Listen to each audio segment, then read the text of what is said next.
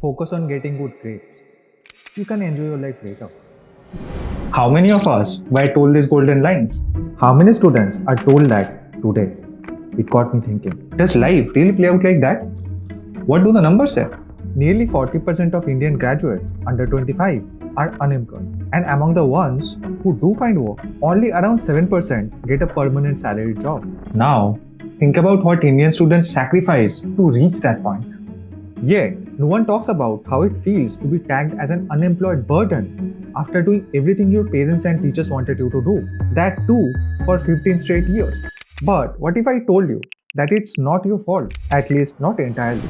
Nobody wants to stay dependent on their family or get trapped in a low paying job, especially when they should have been building their own world. But if most people in and around your age group are feeling the same way, there's a pattern to it, even if it feels normal to you. And by the end of this video, you will know exactly what has been holding you back.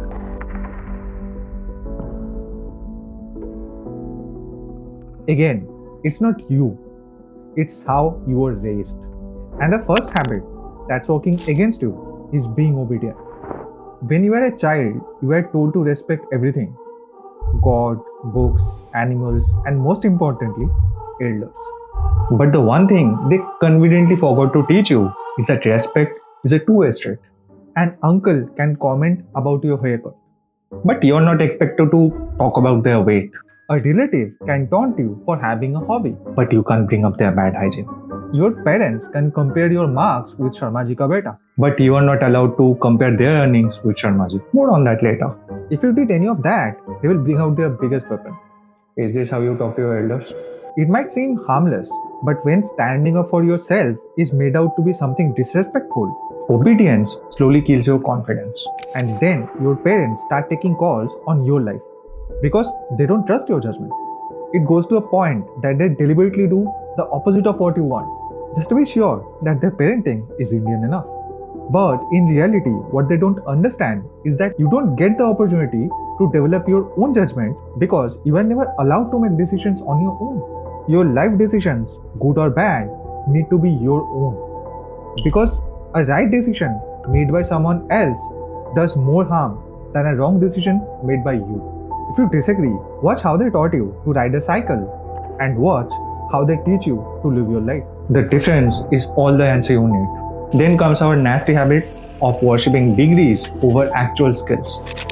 There's a difference between being studious and pretending to be studious. If you study for 2 hours and actually understood what you read inside out, it's better than 10 hours of rote learning that taught you nothing. Well, the Indian education system doesn't think so. All things aside, the insistent focus on rote learning is the biggest betrayal of our generation that no one seems to talk about. It is designed to keep you tangled in heavy syllabus load, coaching culture, and most importantly, to make you obedient in the name of discipline. In the meantime, real skills like communication, financial literacy, critical thinking, and applied problem solving that can actually make you money are overlooked. And that inevitably leads to the next habit. Spending your youth preparing for government exams. Most Indian students reach graduation without even properly figuring out what they actually want from their life. So they go for the default options. Higher studies, government job preparation, or higher studies and then government job preparation. And it makes sense on the surface. If you win big. Because government jobs in India were never about just careers. They have always been status symbols attached to morality itself. Your parents finally relax, and your wedding market value shoots up like in the IPL auction. But what if you lose? Now, it's important to ask the question because the numbers are terrifying. More than 220 million applications were submitted for central government jobs in recent years. Fewer than 3 people per 1,000 applicants were selected. You're more likely to win a lottery than get a government job. And that is assuming that there is no corruption involved. It puts talented candidates through prolonged waiting period without any stable income, savings, or work experience, while the repeated rejection slowly builds into long-term trauma and identity crisis. Yet, most of the young Indians are being pressured into making attempts despite a repeated pattern of corruption, scams, and paper leaks. This is one of the many side effects of the next habit. Many Indian parents openly expect their children to serve as their retirement plan. But the plan is ruined if you move out. That's why an average middle class family structure is designed to keep you dependent on your parents. And if there's anything they fear the most, It would be a child who no longer needs them or is not bound by their opinions. So much so that in some extreme parts of India, a dead child is better than a defiant one. At least the continued trend of honor killing back it up. chances are in your house things are not that extreme.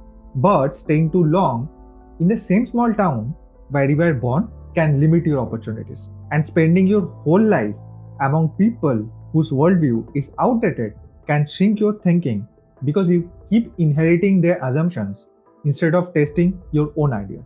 And this lack of exposure can be a slow, painful death to your potential when people half as intelligent as you end up living the life that you always wanted.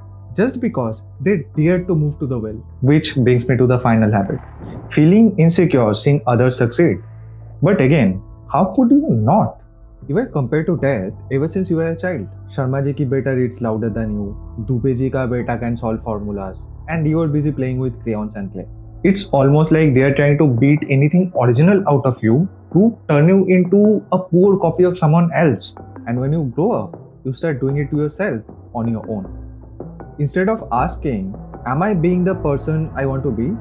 You start asking, am I ahead of them? When you measure yourself against others, you usually compare your real life with their highlight reels.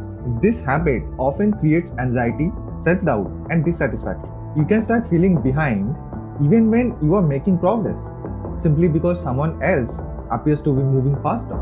It also weakens your decision making. Instead of choosing what fits your life, you start choosing what looks impressive to others.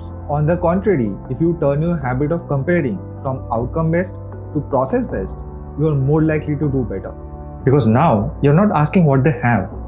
Instead, you are asking what you can learn from them and apply in your situation. Because at the end of the day, people are not successful because they have things. They have those things because they are successful. And if you're still not there yet, despite trying your best, it's probably not you.